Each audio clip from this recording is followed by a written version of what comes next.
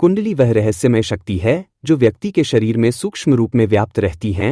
ये शक्ति ऐसी है कि जब यह शांत होती है तो आपको इसके होने का पता भी नहीं होता, और जब यह गतिशील होती है तब आपको पता चलता है कि आपके भीतर इतनी शक्ति भी है। इसी वजह से कुंडली को सर्प के रूप में भी चित्रित किया जाता है। अगर आपकी कुंडली जागृत है तो आपके साथ ऐसे चमत्कार घटित होने लगेंगे जिनकी आपने कभी कल्पना भी नहीं की होगी, और इस तरह से नया चक्र जीवंत होने लगता है और आपका शरीर और बाकी सब कुछ बिल्कुल अलग तरीके से काम करने लगता है। मनुष्य के शरीर में कुल मिलाकर 114 चक्र होते हैं। वैसे तो शरीर में इससे कई ज्यादा चक्र होते हैं, लेकिन यह 7 चक्र मुख्य होते हैं। हमारे शरीर के 7 चक्र मूलाधार चक्र, स्वादिष्ठान चक्र, मणिपुर चक्र, अनाहत चक्र, विशुद्धि चक्र, आज्ञा चक्र और सहस्त्रार चक्र हैं।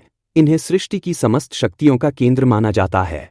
आपके शरीर में यह मौजूद 7 चक्र ऊर्जा के केंद्र हैं और यह भावनाओं को नियंत्रित करने के लिए जाने जाते हैं।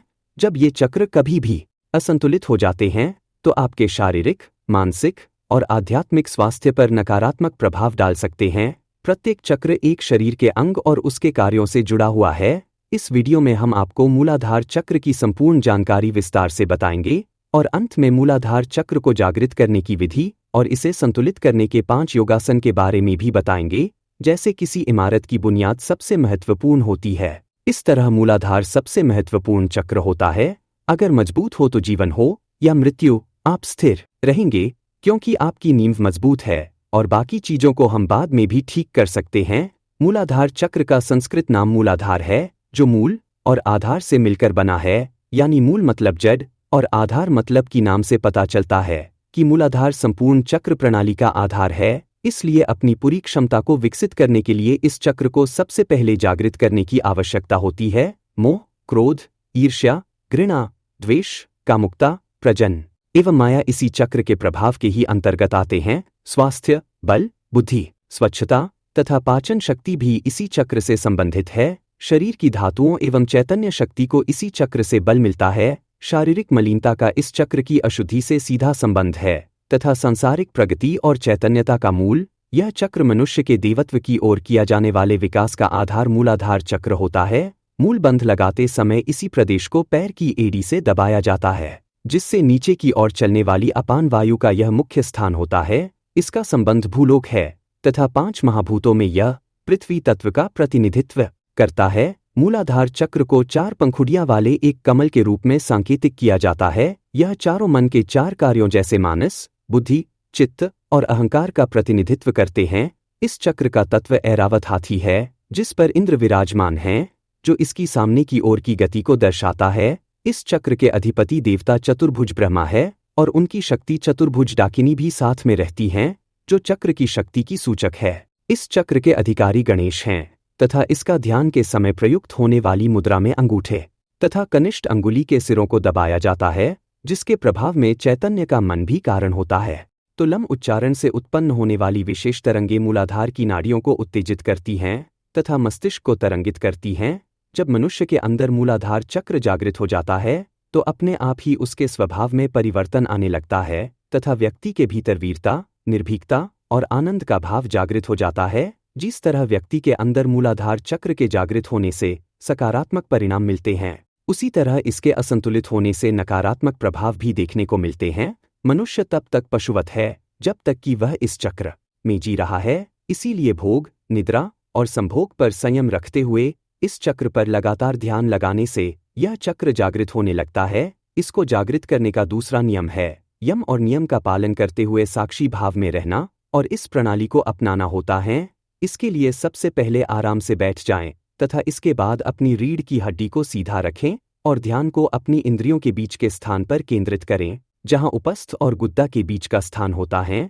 फिर अपनी तर्जनी उंगली और अंगूठे के साथ एक वृत्त बनाएं। इसके बाद हथेलियां को अपने घुटनों पर आकाश की ओर करते हुए हाथों को विश्राम की स्थिति में रख ले। फिर गहरा श्वास ले और छोड़ दे। इस तरह 7 से 10 बार श्वास लेते हुए दोहराएं। इससे आपकी कुंडली शक्ति जागृत होने लगेगी। मूलाधार चक्र रीढ़ की हड्डी के निचले भाग यानी कि पैर, घुटने और मानसिक सेहत आदि से जुड़ा हुआ है। इनके असंतुलित होने पर मूलाधार चक्र की शक्ति कम होने लगती है। इसे संतुलित करने के लिए 5 तरह के योग आसन किए जाते हैं। जिसमें से आप किसी एक आसन को पूरा करके मूलाधार चक्र को संतुलित कर सकते हैं।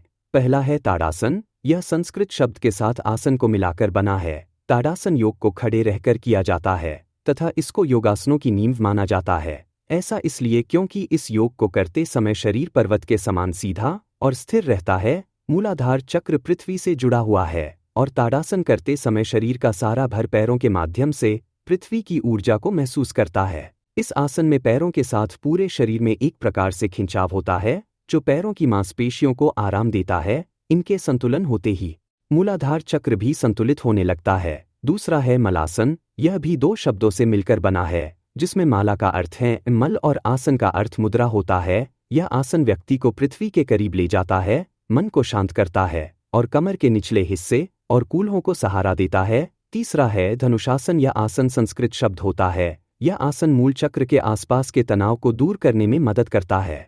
इस आसन को करने से व्यक्ति के पीठ के निचले हिस्से से लेकर हमस्ट्रिंग तक काफी राहत महसूस होती है। पैरों और पेट की मांसपेशियां मजबूत होती है तथा यह पैरों के दर्द में भी राहत दिलाता है। चौथ है वीरभद्रासन। यह एक मजबूत आसन है जो पृथ्वी और शरीर के बीच मजबूत संबंध बनाता है। यह योग मुद्रा पूरे शरीर को गतिशीलता प्रदान करती है तथा चक्र को सशक्त बनाती है।